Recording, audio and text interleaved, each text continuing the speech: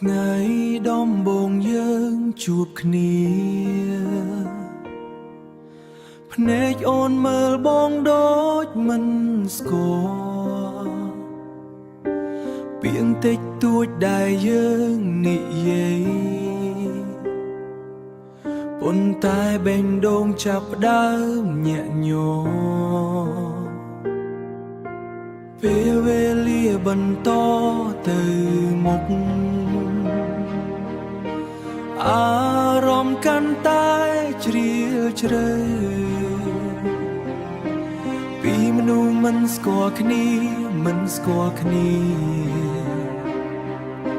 คล้ายជាមនុស្សសំខាន់ក្នុងចិត្តចាំពួកយើងស្គាល់គ្នាចាំពេលយើងស្រឡាញ់គ្នាអនុស្សាវរីយ៍មិនអោសាវរីយ៍មិនអាចលុបបាននៅក្នុងចិត្តបងរៀងរហូតបើសិនថ្ងាអូនភ្លេចបងសូមអូនចាំពេលយើងធ្លាប់ស្លេចបងសូមអូនចាំពេលយើងធ្លាប់ស្រឡាញ់គ្នាពេលដែលពិភពលោកមានតែយើងពីរពេលវេលាបន្តទៅមុខអារម្មណ៍កាន់តែជ្រាលជ្រៅពីមនុស្សមិនស្គាល់គ្នាមិនស្គាល់គ្នាคล้ายជាមនុស្សសំខាន់ក្នុងចិត្តចាំពួកយើងស្គាល់គ្នា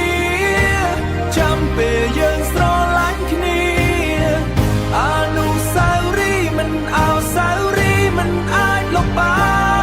ននៅក្នុងចិត្តបងរៀងរហូតបើសិនថ្ងាអូនភ្លេចបងសូមអូនចាំពេលយើងធ្លាប់ស្លេចបង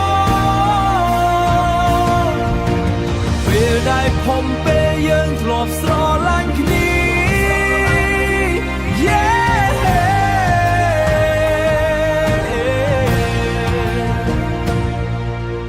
ពេលដែលពិភពលោកមានតែយើងពីរ